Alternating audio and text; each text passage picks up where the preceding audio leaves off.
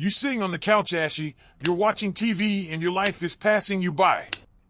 Keep procrastinating over and over. Well, maybe I'll get my skin together next year or maybe next semester. No! Do it right now! It'll work with you after work or you can use it before work. You can do whatever you need to do to use it. Go talk to somebody right now. They have to help you. You spend all day on the phone anyhow.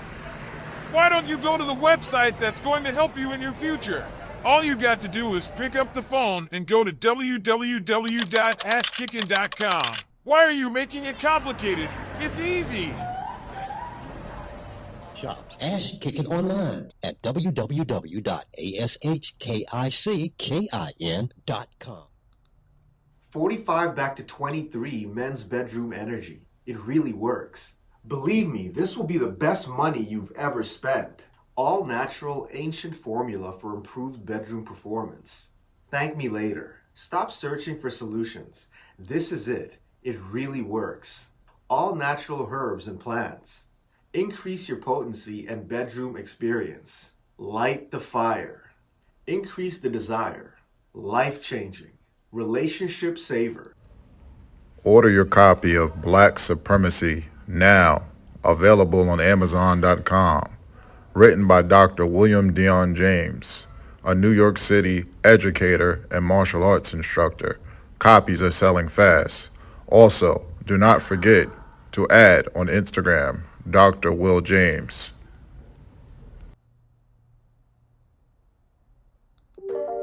From the culture of the American South, where roots hold stories, comes a natural deodorant inspired by generations of wisdom. Introducing Rootwork, the all-natural foundational Black American-based deodorant infused with the magic of High John the Conqueror root. Our unique blend enriched with this legendary root offers 24-hour protection, rooted in the power of nature. Embrace this deodorant that celebrates culture, history, and your well-being. Unlock the magic of Rootwork today. Experience the pure essence of nature. Visit rootworkstyle.com and make the switch to a healthier cultural choice.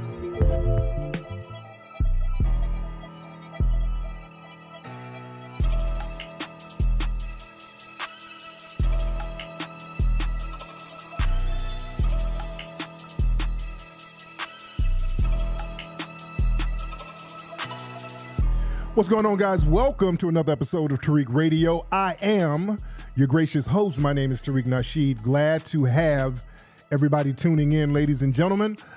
Let everybody know that we're live right now. Hit the like button, hit that subscribe button, and let everybody know that we're in the building. While everybody's piling in the room, we're going to take another quick commercial break, ladies and gentlemen. So don't move a muscle. Let everybody know that we're right here live on Tariq Radio. Don't move a muscle. Listen up, squares. You need to get the legendary book on game, The Art of Mackin, by author Tariq Kingflex818. Available on Amazon right now. Can you dig it? This book has been a bestseller for 20 years, Jack. And the New York Times called it a classic. That means it's out of sight. So this book ain't for no lames who ain't trying to learn the game. Jive turkeys. So if you're ready to stop slacking in your mackin', get the Art of Mackin' book on Amazon and Barnes & Noble right now. Sucker. Rated PG. That stands for plenty of game. Jive chumps. Check out the brand new documentary, New Orleans 2030. It's a documentary that talks about the wake of events following the Hurricane Katrina tragedy in the great city of New Orleans and how they experienced an abundance of gentrification, financial apartheid, corruption, and human displacement. And if these trends continue, it begs the question, what will the city of New Orleans look like in the year 2030? Director Tyrese Terrell McKnight interviews politicians from New Orleans and other people in this eye-opening documentary. Check it out right now on woku.tv. That's WOCOO.tv and type in New Orleans 2030 right now. It's tax time again, so let the experts at Clark Pro Taxes make filing your taxes easy for you. They can prepare your taxes in person or virtually in all 50 states. Just snap a picture of your documents and leave the rest up to them. Let Clark Pro Taxes prepare your personal and business taxes. Clark Pro Taxes will not stop until you get your maximum refund. Go to clarkprotaxes.com right now. Their calendars are open for the 2024 tax filing season. That's clarkprotaxes.com. Follow them on Instagram and Facebook at Clark Pro Taxes. Check out the brand new novel Low Hanging Fruit by author Tyrus McKnight. Everything seems to be going wrong for 24-year-old Trenton Moore. Everyone close to him is either leaving or dying, but then he meets a 19-year-old Jessica Mars, who's a student who also does exotic dancing to pay her school fees. Can these star-crossed lovers find true love and happiness? Find out by reading the novel Low Hanging Fruit, available right now at Amazon.com. Family, are you tired of going from site to site looking for children's books? Go to drbirdybooks.com, where we already have over 100 children's ebooks. 100 children's ebooks? That's going to cost a few $100s. No, our ebooks start as low as $347 for a pack of 10 unique children's books. That's DRBIRDYBOOKS.com. Dr. Birdie Books. Bro, stop playing and start spraying. Leave a op on the ground where you stand. At all costs, yeah, make sure you protect it. Ogun juice, the formula been tested. You can defend yourself. If you find that you need a little help, gotta stay ready. Ain't no love in the street. Pepper spray straight to the face, make them get weak. Get it at ogunjuice.com. If they thinking you slipping, then tell them to come get them some. If you packing this, you won't be lacking. A shot to the eye and them problems you having. Maximal strip, hit them haters on ground, so you can feel free when you out in the town. Ogun juice, and don't forget a shirt, man. You gotta stay ready. That evil on alert. Yeah. Okay. You are now tuned into the legendary OG. Tariq Nasheed. I want to apologize to all my friends. On Tariq Radio.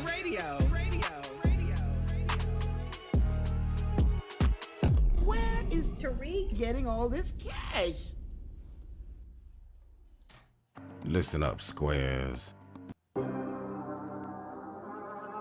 All right, we're back, ladies and gentlemen. It's me, Tariq Nasheed. How y'all doing? I almost had a little technical difficulty there for a quick second, but I'm here. All right, I don't want to be up here doing janky stuff. Well, what's going on, man? How are y'all living, man? I hope you guys are having a great week so far. It's almost the weekend, ladies and gentlemen. Let me make sure I'm sounding good. If I'm sounding good, if the sound is good, if my audio levels are good, everybody, give me a thumbs up in the chat room on the YouTube channel. If my sound is good, my audio levels are good, could y'all please give me a thumbs up to let me know everything is copacetic? We good? Because sometimes I'll be trying to multitask and the audio might not be right or whatever. So I just want to make sure. Let me know what's going on. All right, so we're good. There it is. Man, we got so much to talk about today. A lot of stuff we got to talk about today.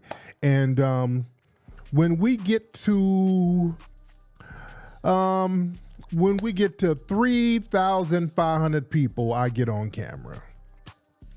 I do that. When we get to, you know what? No. When we get to 4,000 people, then I'll get on camera. All right? When we get to 4,000 people, then I'm going to hop on camera and join the family. I'll hop on camera. A lot of stuff we got to get into. Let's get right into the main topic. We're talking about the border battles. Right now, as we know, immigration is a real big thing. They are flooding the zone, allowing immigrants to come into the country to the point where it feels like an invasion. And down in Texas in particular, a big flood of people rushing Texas. The Governor Greg Abbott, has been shipping people out of there, sending them to Democratic states. And there's a lot of theatrics going on. And the Supreme Court has said, hey, You can't really stop some of these folks from coming in here like that, and you can't take down these barbed wires and all of that. And Abbott is kind of fighting back and pushing back, and there's some people in the dominant society who's starting to push back and say, hey, wait a minute, no, we just can't have these open borders. A lot of us on the black grassroots, we're saying we ain't trying to do this open border thing. This ain't working for us because these folks are being allowed in here and you're dumping them right in black communities, and it's causing havoc. Not only is it causing direct havoc because a lot of people are committing crimes from these places. We don't know anything about them. A lot of our resources are being exhausted that we could use on some of our black folks who are homeless, jobless, need training, need reparations. So we're in need of the resources that our tax dollars provide for the government. We don't want our government tax dollars going to non-citizens who's going to come over here and be hostile to us. We've made it very clear. So down here in Texas at the border, the federal government in the state of Texas, they're like, hey, wait a minute now. There's like a little standoff type of thing going. Let me play a news article. Let me play a news clip where they're discussing this. All right, hold on. Let me gear this up so we can get some clarity here. Y'all bear with me 1 second. Let me go to my B-roll footage. And here is a news clip about what's happening at the border down there. Hold on.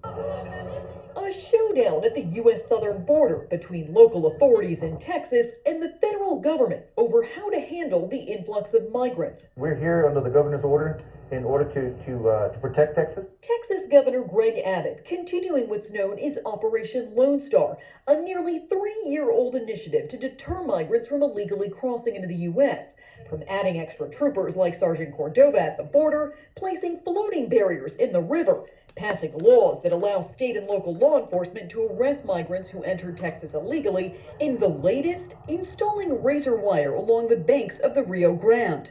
Despite these obstacles, migrants like this man still trying to cross. He says he just wants to surrender and ask for asylum. On Monday, the U.S. Supreme Court ruled federal Border Patrol agents could take down the razor wiring. The decision further fueling the divide between Texas and the federal government over who has the authority to secure the border. The Department of Homeland Security saying rather than helping to reduce irregular migration, the state of Texas has only made it harder for frontline personnel to do their jobs and to apply consequences under the law. Meanwhile, migrant crossings continue. We're getting high crossings from different parts of the world. Just this past Monday, a law enforcement source familiar with the operations on the ground said Border Patrol agents apprehended about 4,000 migrants. Wow. Hey, come on, man. 4,000 people? Whew. Wow. So this thing is serious, man. This is serious. Now, look, this was in California. This was in La Jolla, California right here. Now, look at this. This was in La Jolla, California. There's some people just pulled up on a boat.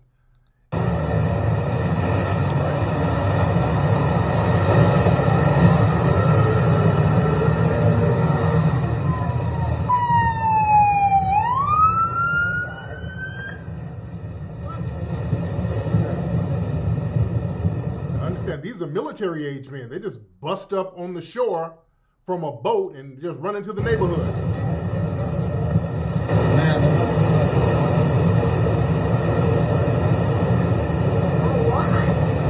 They got kids with them too. Oh my God, there's a child.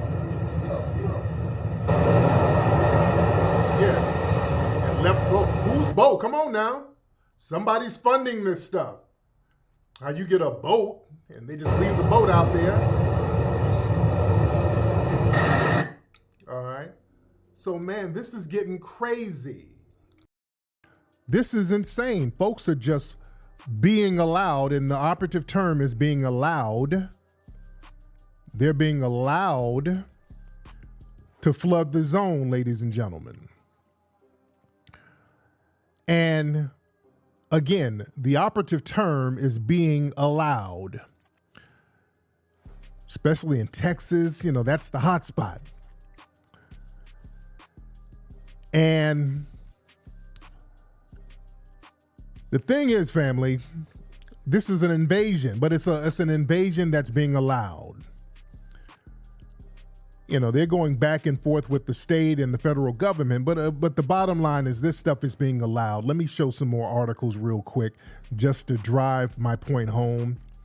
U.S. Supreme Court says Texas can't block federal agents from the border. What's this? GOP governor shows support for Texas in border patrol standoff. All right.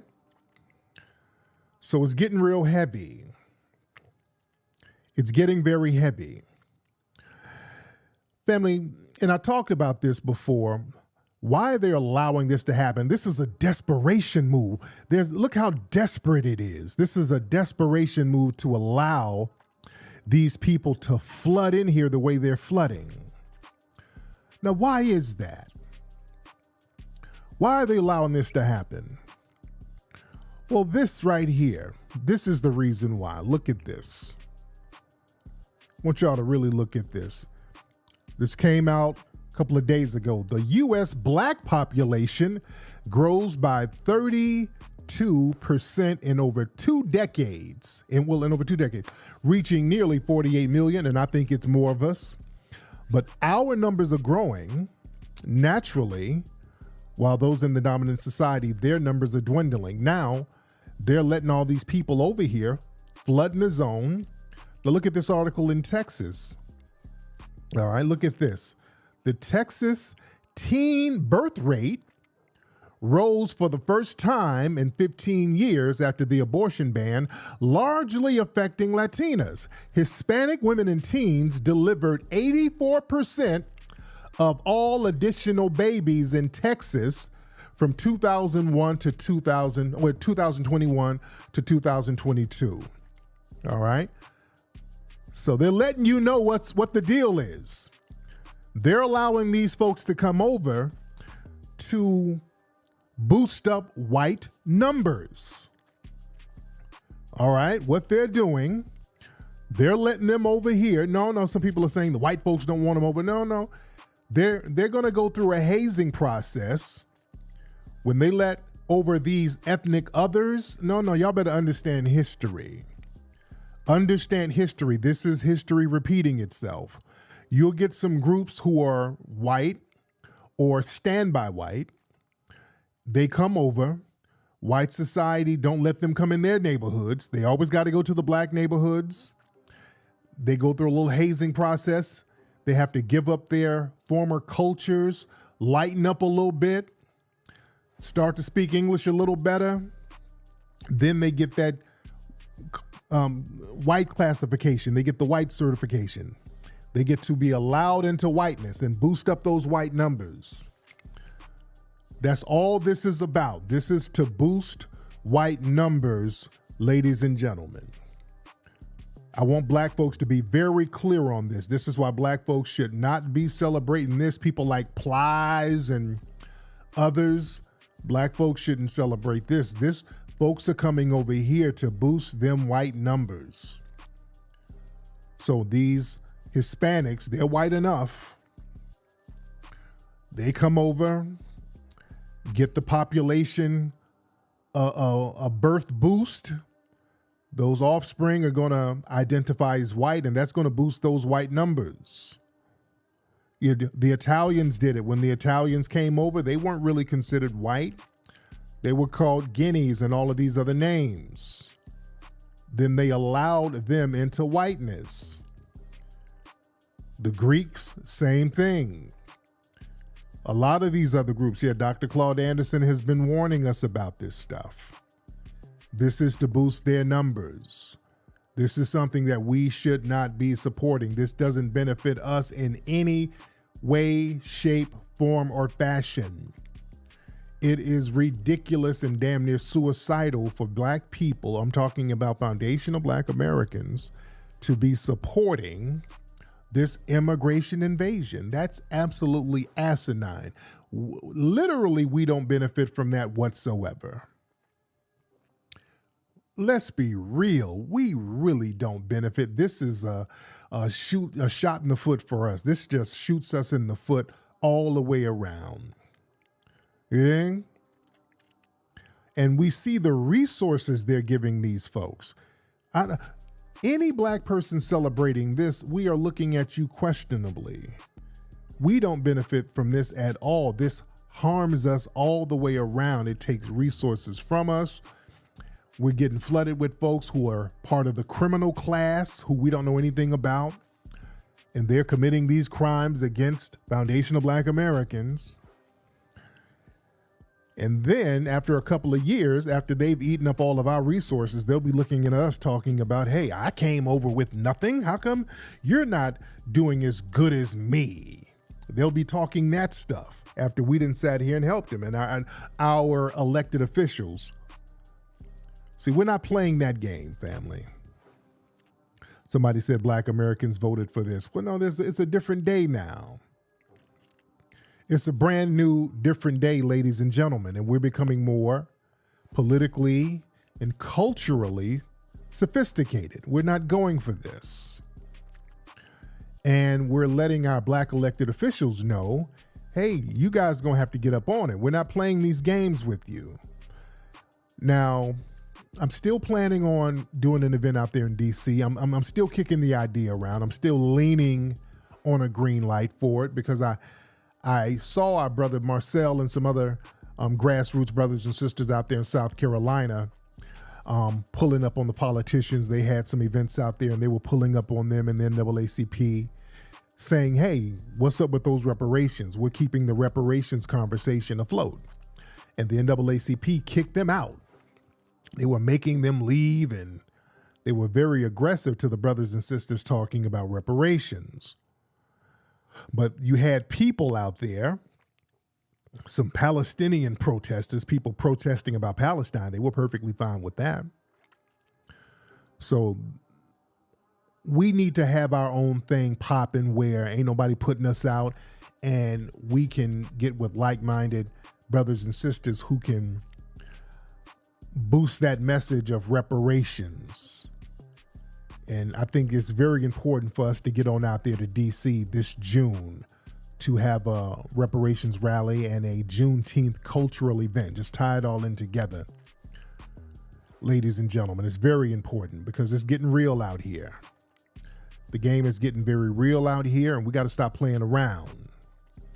And the so-called black elected officials, like the NAACP, they're listening to the grassroots. Family, let me show y'all this video the NAACP put out a couple of days ago because they hear us. They know what's up. They're listening to the grassroots. You better believe they're listening to you, family. They're listening to me and they're listening to you. They're studying what's going on. All right. We're over 3,000 people. I get on when we get 4,000. Y'all give this a retweet. Y'all retweet the link for the broadcast right now. Share this, ladies and gentlemen. Give it a share. But let me show y'all this clip of the NAACP. This is what they put out. Now, this is them trying to address us. But this little commercial they have, it's a nothing burger. They're saying a lot and saying nothing. They're really saying a lot of nothing here, but they have to address us specifically. Well, they're talking about black Americans, but they're not being specific enough. Hold on, let me let y'all hear this.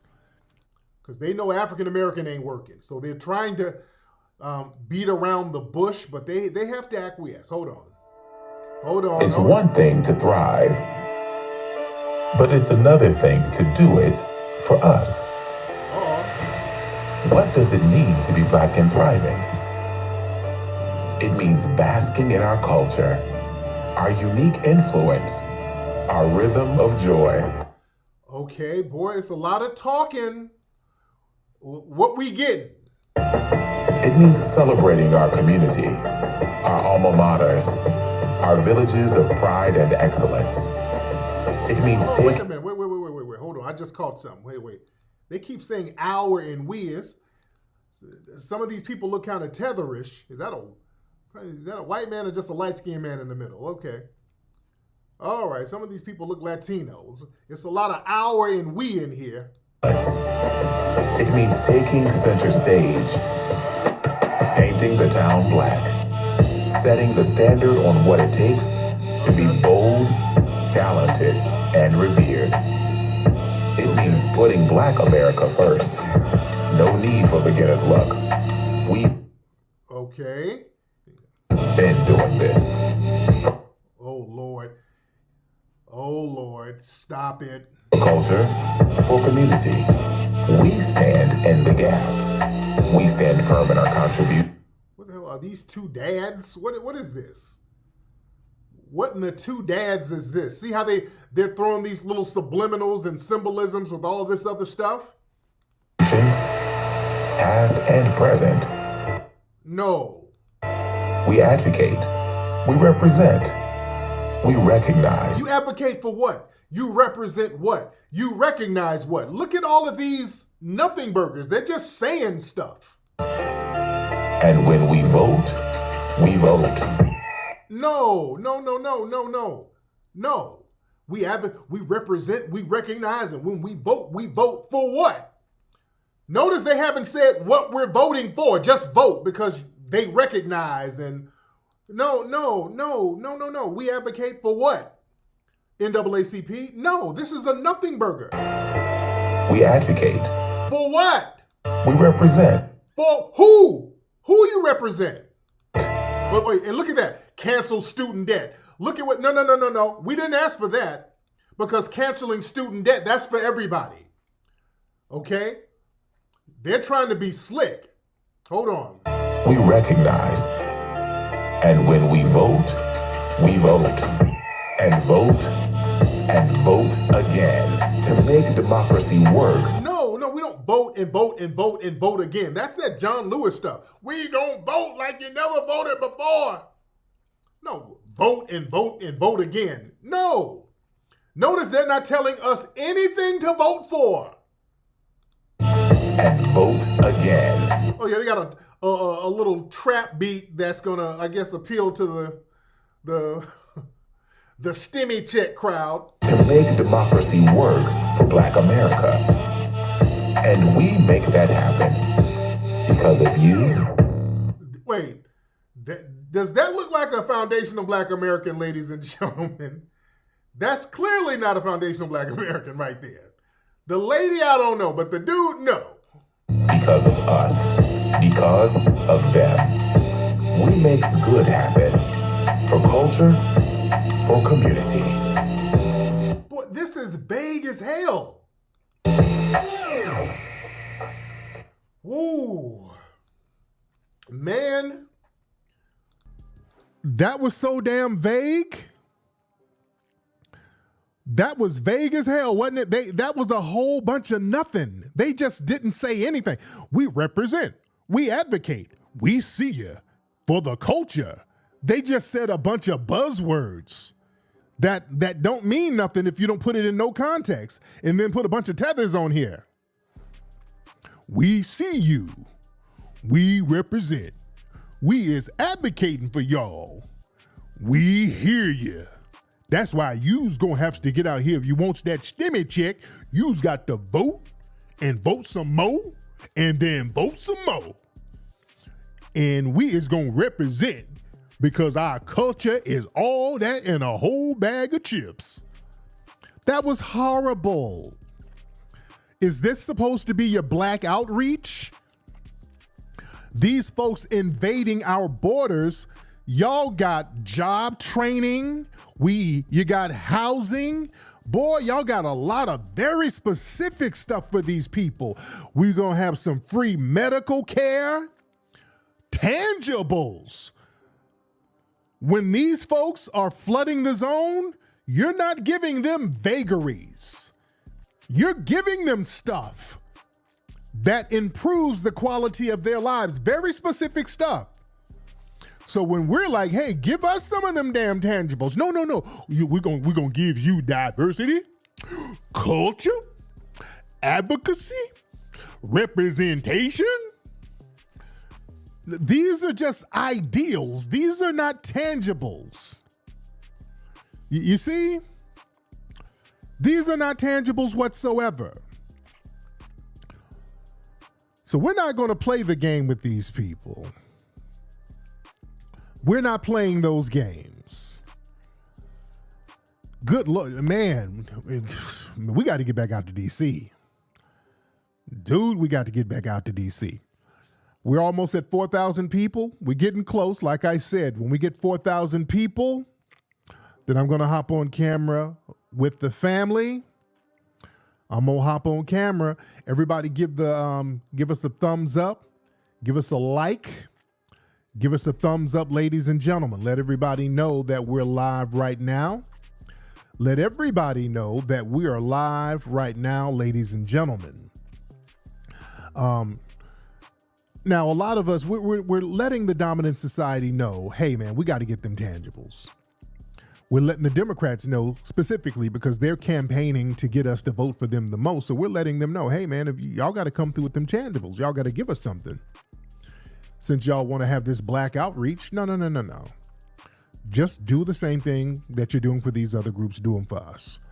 And a lot of black folks are like, well, I'm just going to vote for Trump. You know, if y'all want to do that, that's fine. But again, I'm not advocating for that either because Trump hasn't offered us anything. I mean, you know, they're parading around the Sambo class. Did y'all see your boy, Tim Scott? Tim Scott is really overselling the Samboisms. Boy, Tim Scott is really overselling it, boy. Let me play the latest Tim Scott. Boy, you don't overdo it like this. To the Tim Scotts in the Coon class, you don't really supposed to oversell the Samboan. Hold on. And I know most of y'all have seen this before. Hold on. Appointed, and you're the senator of his state, and she endorsed me. You must really hate her. No, it's a shame. It's a shame. Uh-oh. I just love you. No, that's why he's a great politician.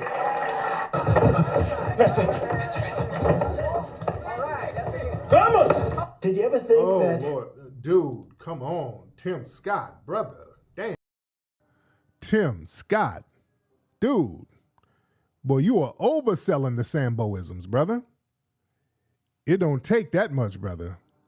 When y'all oversell it like that, the white supremacists, boy, that makes them distrust you. They really don't trust y'all. When you think you're getting in good, but when you're overselling the Samboisms like that, that makes the white supremacists very, very skeptical of you because they know you're capable of anything. They know they know you're being phony. All right, they know you're being a phony Sambo. They know it. But they know that they can use you. You can be a useful idiot to them. They know this. But dude, Tim, kind of pull it back a little bit. Yeah, they really don't like that when you go overboard with it because to them, it's almost like you're being condescending to a certain degree because you're being so phony. You dig? Because you're being so phony, they're like, oh, look at this guy. Because they know you'll turn on them. You know, they know if you turn on the black community acting a damn fool, you'll turn on them, which is what happened during antebellum slavery. A lot of the black folks who were shucking and jiving and shuffling their feet, a lot of them turned out to be some big riders. You know, they be the main ones flipping and, you know, chopping them up at the end of the night. All right, we got 4,000 people in here. So there we go. Boom. Here I am on camera with the fam. How y'all doing, man? I'm in here. How's the family doing? I am up in here. Glad to see everybody. I am on camera with the family, ready to chop this thing up like we always do. And by the way, before I go further, don't forget to get your root work deodorant at rootworkstyle.com. And don't forget to get the Hidden Heroes book from A to Z at hiddenhistorymuseum.com. hiddenhistorymuseum.com. That's where you can get that book. You dig? That's where you can get that. All right. I saw something very disturbing on social media. I want to show y'all something. Saw something that was disturbing to me. I want y'all to peep this. There was a white dude, a white LGBT dude with a black baby that him and his husband, who's another white man, they adopted a black baby. Let me let y'all see this clip. Have y'all seen that clip? Let me let the family see the clip. This is interesting. Let me let you guys see this clip. This is very, very interesting, ladies and gentlemen. Let me get that clip for the family. Hold on, where is it? Because there's a lot of stuff. Here it is, right here. All right. Now listen to this real quick, family. Listen to this. This is interesting. All right. And a lot of people have kind of chimed in on this. All right. Hold on. Let me get my volume together. All right, hold on. Parents, we have adopted a black baby. Her name is Zoe, and I don't know what to do for her hair. I have this little brush. I have something from Shea Moisture. I really don't know what to use, so please, any black parents or anyone who knows what to do with black children's hair, please help me in the comments. Lord. Thank you. God. Oh, goodness gracious. Okay. Oh, my freaking goodness, man. Y'all, family.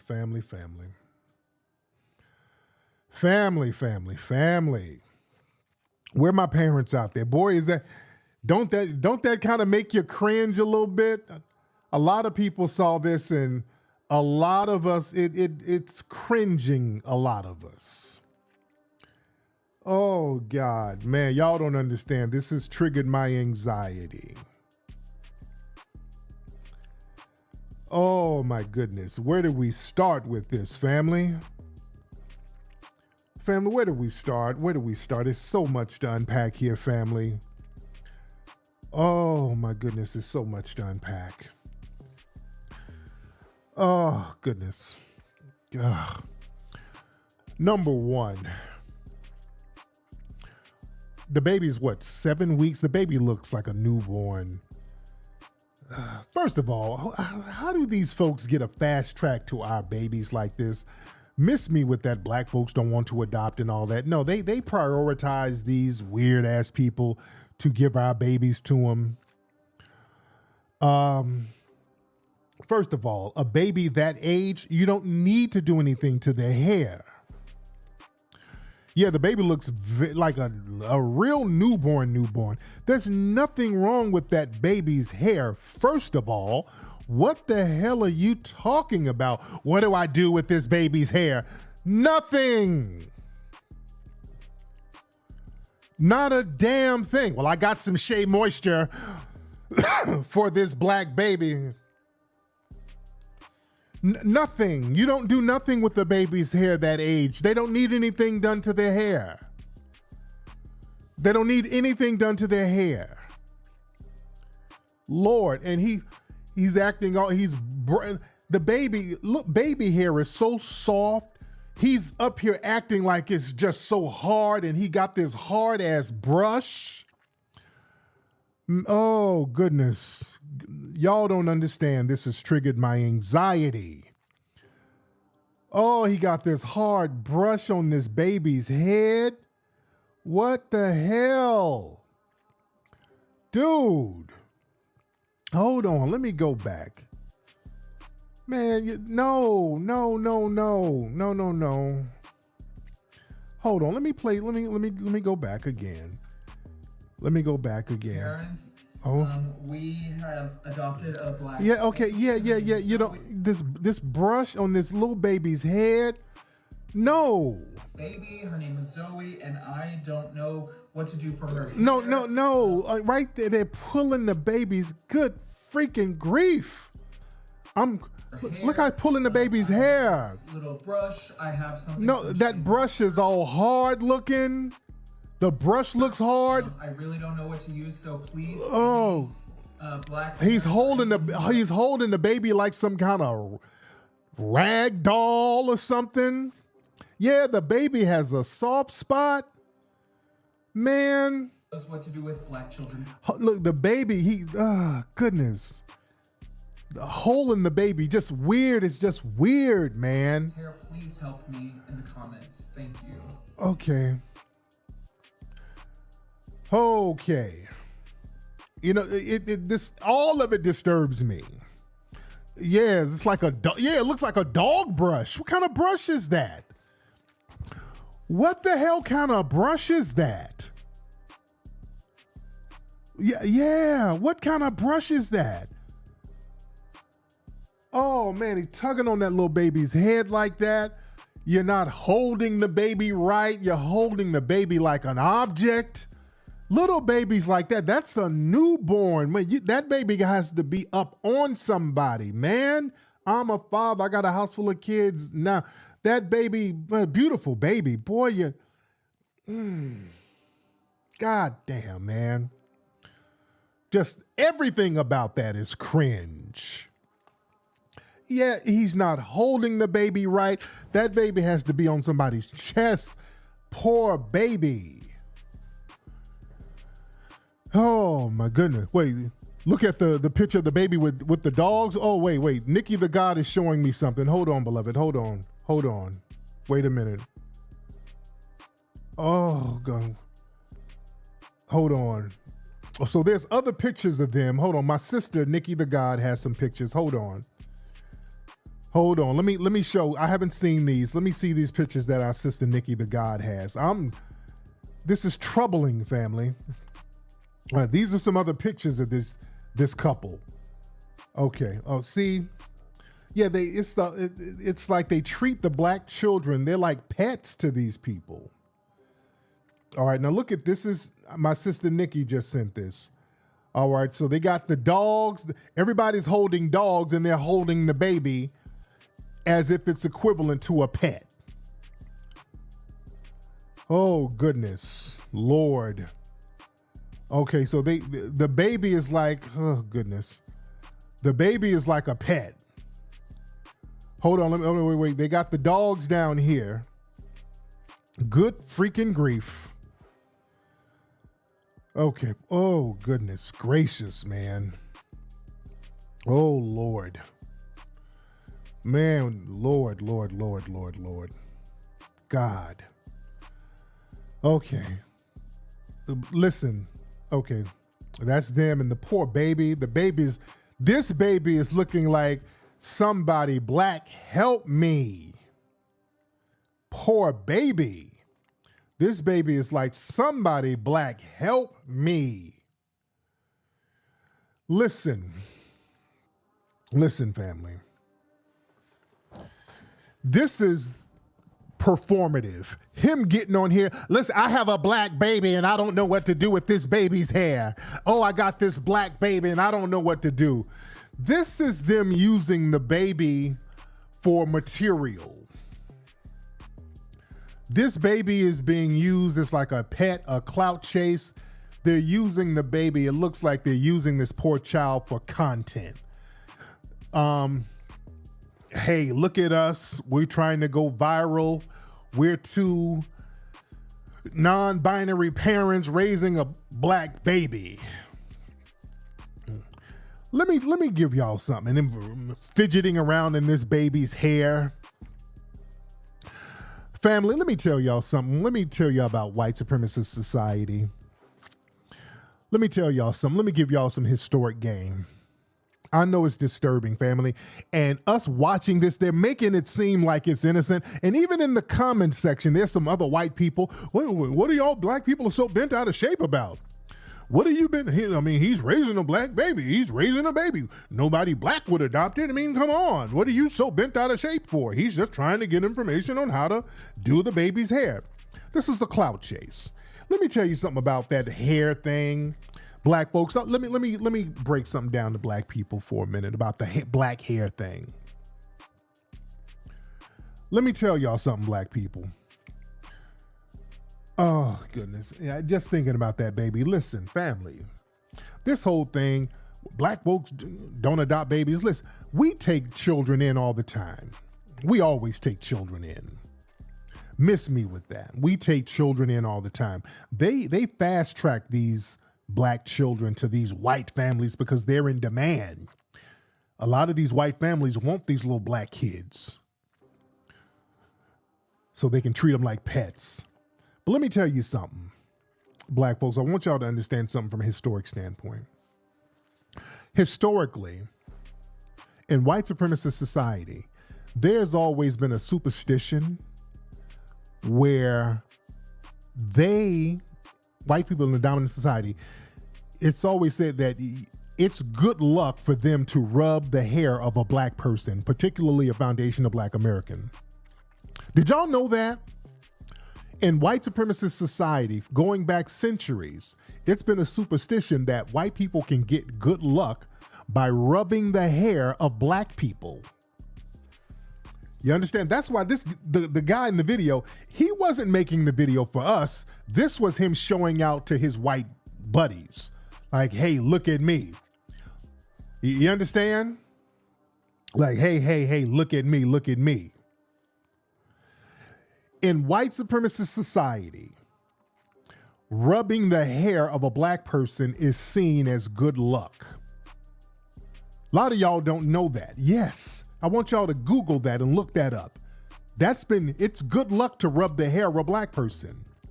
Going back to slavery, they used to be very open about that. Early 20th century, man.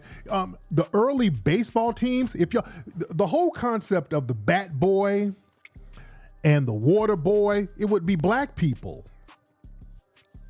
They would have black boys. They would always have a black bat boy because the white baseball teams, they would get black boys and use them as good luck. They would rub the heads of black children to help them win the games. Oh, y'all didn't know that? Oh, that was big. A lot of these white ball players were infamous for doing that. It was, look up Matt Batts. It was a famous white baseball player. This was when baseball was segregated. Ty Cobb. There's a video talking about Ty Cobb, how Ty Cobb, who was a famous white baseball player during the Jim Crow era, who was an infamous racist. He was known for being racist then. So his racism was on a different level. He didn't like Babe Ruth because people thought Babe Ruth was a Negro. But Ty Cobb kidnapped a black kid, an orphan, and took him on the road, and they would use the black kid as good luck. Hold on, where's this? Hold on, let me show y'all that. Oh yeah, there's a TikTok video talking about Ty Cobb. Oh, where we at? Okay. Hold on, let me play this real quick. Look at this, guys, hold on. Let me play this real quick. Listen to this. Hold on. Ty Cobb once kidnapped a homeless black boy. He kidnapped a kid because he believed that he'd be good luck. He would touch the little homeless black kid for good luck. He put him in a uniform. He called him Little Rascus. He renamed this homeless kid. Then after a month or two, he was like, this kid's bad luck, and just left him thousands of miles from where he picked him up. Ty Cobb's the Hall of Fame, but Pete Rose was it? Yeah. He made him sleep under his bed on the road. It's a tough. Okay, so yeah, now these dudes here are kind of laughing about that. That's not funny. But see, yeah, they're kind of cocky about it. That's not really funny. That's some real sick, demonic shit, and that's a part of their culture. They've always done that. There's always been this thing where in white supremacist society, rubbing the head of a black person was supposed to be good luck, especially a foundational black American. That's why they're always trying to play in our hair all the time. Yeah, they think that's funny because they know what it is. That's why he even they're being on code. Yeah, he was rubbing a black person. No, he was rubbing his hair. It's all about rubbing our hair. They've been doing that for centuries. That was a thing. Rubbing the head of a black person for good luck, because during slavery, they saw that we were doing root work and we were tapping into nature. We could heal ourselves. And they saw a power in that with us. That's when conjure was, we were very open with root work and conjure and all of that stuff. So they saw the innate power that foundational Black Americans had, family.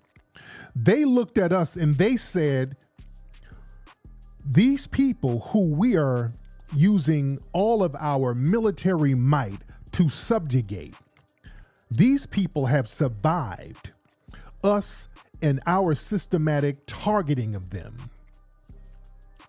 These people have survived us throwing everything we got at them, and they're still standing up strong. There's an innate power in these people. Your hair is the antenna of your body, and that's the conduit between the universe and melanin and your power. Your hair, black hair, is very important. See, we let them give us a complex. No, they know there's a power in that. So them looking at us, having that innate power that's just foreign to other people to withstand systematic abuse and still stand up to it, they study that, family. That's something they study. They know there's something innate in us that other folks don't have. They know it. That's why privately they'll talk that shit they'll talk all that bullshit, but privately, ooh, nigga, what? Let me get some of that power, whatever you got. Oh, Lord, let me get some of it. They keep their hands in our damn heads, man. There's a reason why they always want to put their hands in our heads all the time. It's not just some random occurrence. They know that there's a power there and they want to tap into it. And they want to touch that hair. That's something that's prevalent in their culture. They don't like to say this openly, but rubbing our hair, that's considered good luck to them. I want y'all to research that. That's an old trope with them. Them rubbing in our hair, that's one of the reasons why sisters back in the day would cover their hair when they went out. You know, you had the Tingong laws, I forgot how you pronounce it. The Tingong laws, the Tingong laws, I forgot how you pronounce it, down in Louisiana, where they made the black women cover their hair. The French and all of those people made the women cover their hair. But a lot of sisters would want to cover their hair because they didn't want white people just running up, grabbing and rubbing their hair. That was something to protect their hair from random white people running up, grabbing it. Because that was another thing. They would love to rub and grab on the hair of black women all the time too. That's why they would those black maids in the house. They love having, they always have to have a black person in the house near them, at least once. At least one. They've always had to have one of us in their homes. Yeah, with head ties. Yeah, that's why a lot of sisters would cover that hair. Yeah? Yeah, family, think about it. Do we ever think about touching their hair? Is that a thing? Like, black people, be real. Have you ever had a desire to touch the hair of the dominant society? Now, you know, people get weaves and all that, but even that, you flip it and you make it something fly. We have zero desire to run and touch their hair. You understand what I'm saying? There is zero desire to touch their hair. You dig? In fact, some of us are kind of standoffish about their hair. We don't. A lot of black folks, you know, the hair gets too close. It's like, for real. You dig? If you go to a hotel or whatever, you see their hair on the shower, you're like, you get repulsed a little bit. Some people get, what's that? You don't want to touch it. You start throwing water on it. Put the shower head on it. You know, some people are like that. I'm not dissing anybody. I'm just saying culturally, you know, that's how a lot of people feel. I'm not trying to, if we have any white listeners in here, I'm not trying to diss you and your hair. Shout out to the white listeners we have in here. Yeah. But no, we have zero desire. We're not interested in touching their hair. You know, we're not interested in that. You know, In fact, we try to, to be honest, kind of get away from it. If we see it what's that? It's that. We try to get away from it. But the minute they see us, especially if we're by ourselves, see, they like to catch a black person by themselves. Like at your job, if you go natural, when you go natural, like if you have a weave, they don't really touch your weave.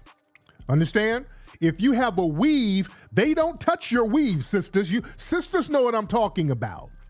Sisters, when you have some tracks or a wig or whatever, they don't want to touch that. You go natural, you show up with an afro or some locks. Oh my God. Wow. Wow. Wow, look at that. Oh my God. They just gotta grab it. When you go natural, it just, whoo, my God. You dig? They gotta get into that natural hair.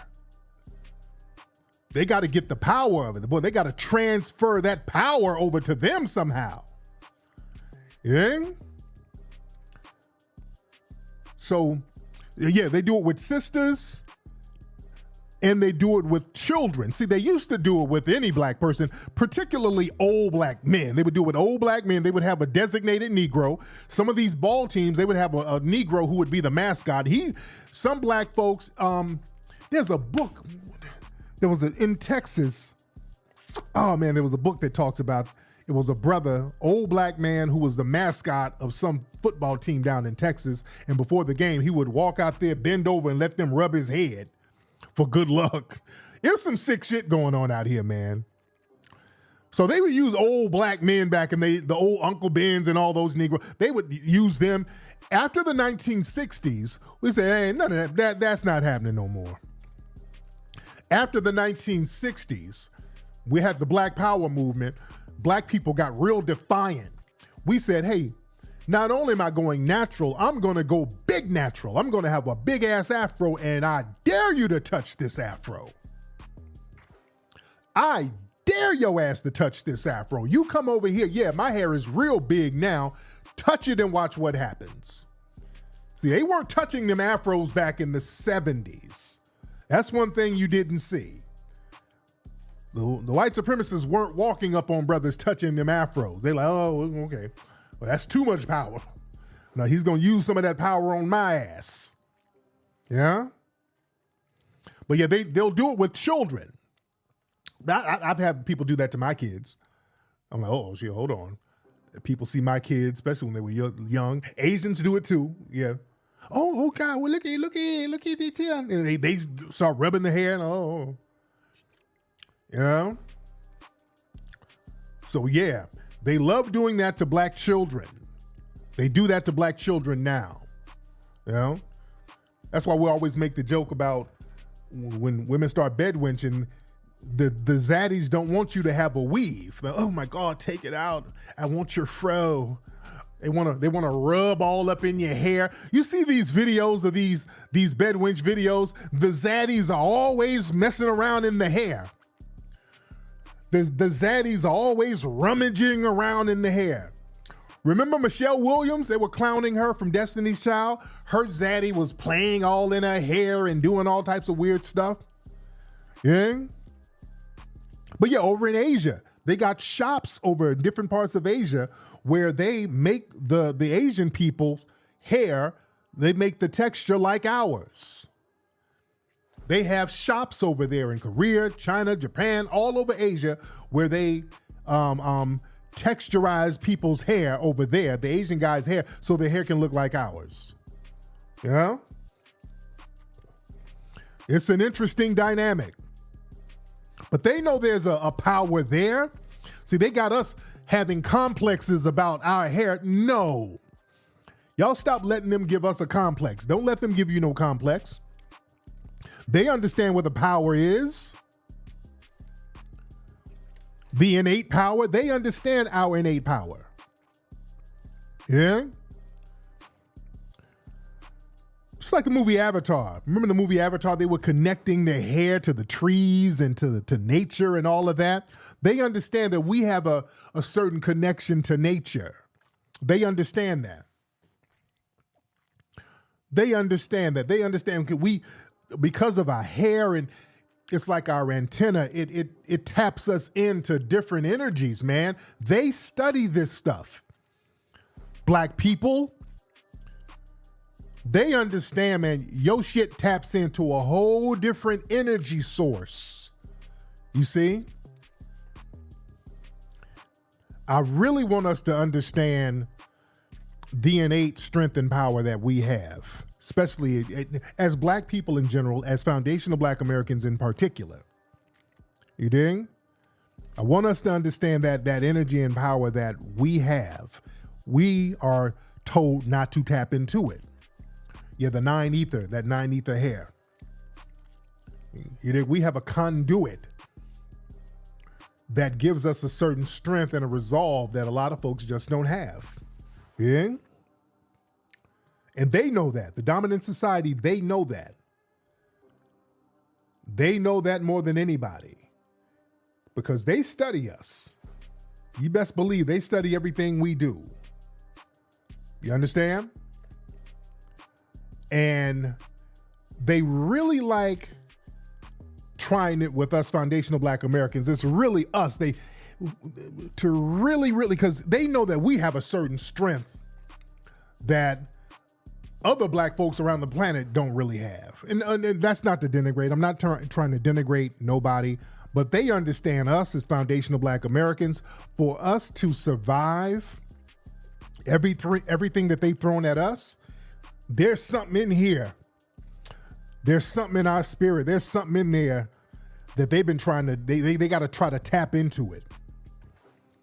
They know it's something in here. Particularly us. They know we're different from other black people. Yeah?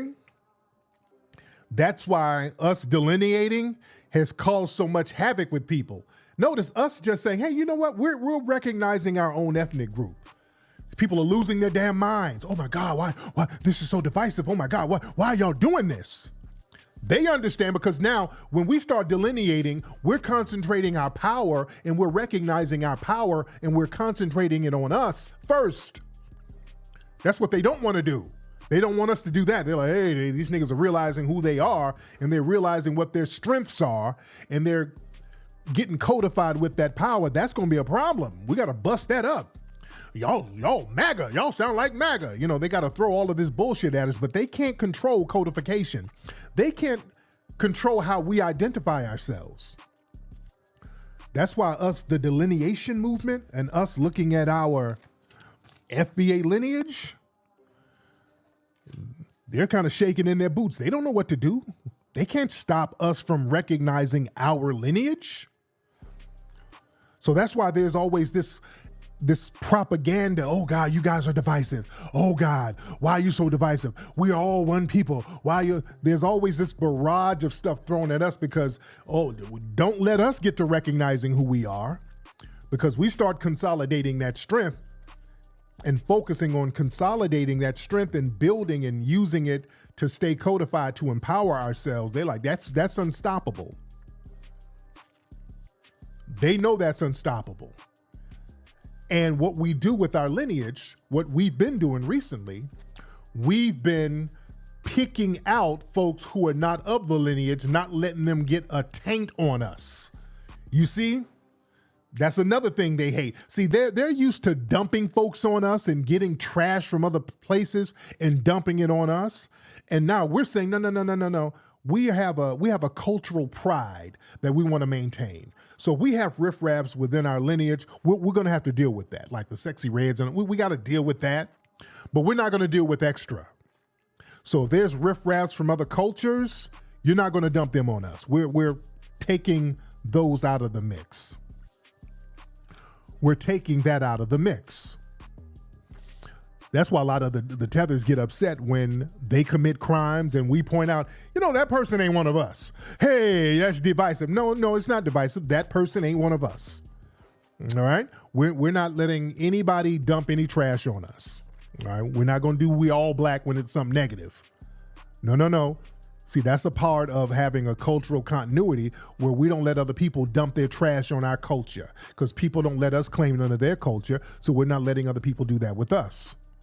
Yeah? We're saying, hey, if you're doing something negative, take that over there. That person ain't with us. There was a story that came out today, and there was some tethers who got mad because I pointed this out. This girl right here, this woman here, was doing some weird stuff on social media. This woman here, let me show y'all this. This woman here got arrested because she was torturing animals on YouTube for likes and views. And just the crime, I said, wait a minute. I smell Joel off. Nah, this ain't one of us. Just the crime she committed. And Anigar Monsi, that's her name. So this woman is Liberian. This is a Liberian woman, a Liberian immigrant. This is her.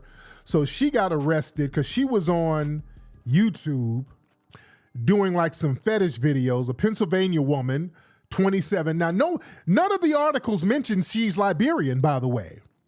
Nobody in the white media mentions that. They just show her face, show some crazy crime, Pennsylvania woman. We put 2 and 2 together to say, hey, wait a minute, this is a Liberian woman. This woman is not of our culture. So y'all need to specify that. She's not just a Pennsylvania woman. This is a Liberian immigrant. And no media articles mention that.